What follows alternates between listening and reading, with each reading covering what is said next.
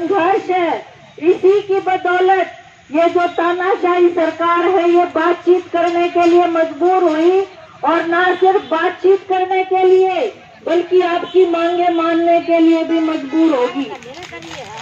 बहनों, हरियाणा की अगर हम बात करें तो हरियाणा में पिछले 9 साल से बीजेपी सरकार सत्ता में है, और जब ये सरकार सत्ता में आई थी कई तरह के वादे किए थे।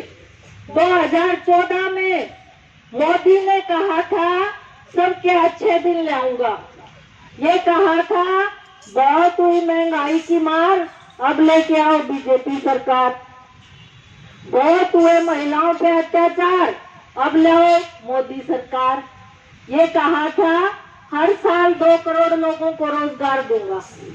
उज्ज्वला योजना, बेटी बचाओ बेटी पढ़ाओ, कई तरह के नारे और जुमले देके ये सरकार आई, और हमने भी सोचा कि कांग्रेस से बहुत ज्यादा परेशान थे, और ये सोचा कि यह पार्टी हो सकता है कुछ अच्छे काम करे, इसलिए सब ने जा जाकर कमल के ऊपर बटन दबा दिया।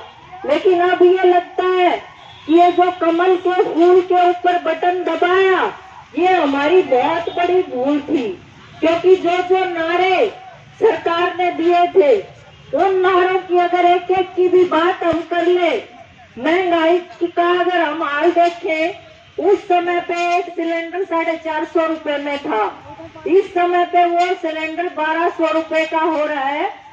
पिछले दिनों 200 रुपए उसके घटाए क्योंकि इलेक्शन नजदीक आ रहा है। टमाटर का भाव देखो 250 रुपए से ऊपर चला गया था। कोई घर ऐसा नहीं था जिसमें पिछले दिनों टमाटर सब्जी में पड़ा हो। आप में से भी शायद बहुत सारी ऐसी होंगी जिनने टमाटर की पिछले कई महीनों से शक्ल ना देखी हो। आटे का, फल का, तेल का, सब्जियों का, किसी भी चीज का आप भाव देख लो, हर चीज की महंगाई इतनी ज्यादा बढ़ रही है, और सरकार कहती है कि आशा वर्कर 4000 में गुजारा कर ले। तो हम सरकार को ये कहना चाहते हैं कि पिछले 9 साल में आपने महंगाई जितनी बढ़ा दी उसमें खाना मुश्किल हो रहा है, बच्चों को पढ़ाना, स्वास्थ्य का खर्चा उठाना, किराए भाड़े चुकाना, ये इतना ज्यादा मुश्किल हो गया है कि 4000 में गुजारा नहीं चलता। इसलिए हम मांग करते हैं कि कम से कम 26,000 रुपए वेतन हो एक आशा वर्कर का, ये हमारी मांग है। जनवादी महिला समिति पूरे तौर पे आपकी इस मांग के समर्थन में है, और पूरे हरियाणा भर की महिलाएं ये मांग करती हैं कि न्यूनतम वेतन एक मजदूर का कम से कम 26,000 हो, ताकि वो एक सम्मानजनक जीवन जी पाए। ये हमारी मांग है।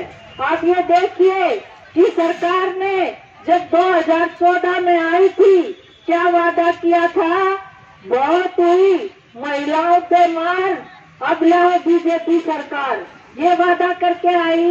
लेकिन पिछले दिनों में हम ये देखते हैं कि महिलाओं के ऊपर जो अपराध है वो चरम पे पहुंच गए। बिल्कुल छोटी बच्चियों से लेके बुजुर्ग महिलाएं तक सुरक्षित नहीं है। और पिछले दिनों पानीपत का मतलौडा का मामला आया, जिसमें 3 जो मजदूर महिलाएं हैं उनके साथ रात के समय में 4 लोगों ने उनके पतियों को अंदर कमरे में बंद करके, बच्चों को अंदर कमरे में बंद करके 4 लोगों ने उनके साथ सामूहिक बलात्कार किया।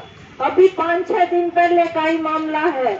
और एक महिला जो दूसरे डेरे में थी वो बीमार थी, उसके साथ बलात्कार करने की कोशिश की, लेकिन वो बीमार होने की वजह से उसकी भी पीट सुना कर दी। निर्भर घटनाएं हरियाणा के अंदर बढ़ रही है। क्या कारण है इन अपराधों के बढ़ने का? आप ये देखिए कि हरियाणा के जो मंत्री हैं, संदीप सिंह खेल मंत्री थे, वो उनके ऊपर आरोप लगा कि एक जूनियर कोच शिक्षा डागर जो झज्जर जिला की रहने वाली है और बहुत बड़ी अंतर्राष्ट्रीय खिलाड़ी है, उन्होंने आरोप लगाया कि संदीप सिंह ने मेरे साथ बलात्कार करने की कोशिश की। जब दिसंबर में उन्होंने ये रिपोर्ट दर्ज करवाई। उसके बाद मंत्री को अपना खेल मंत्री का पद तो छोड़ना पड़ा, लेकिन सरकार ने भी उसको मंत्रिमंडल में रख रखा है।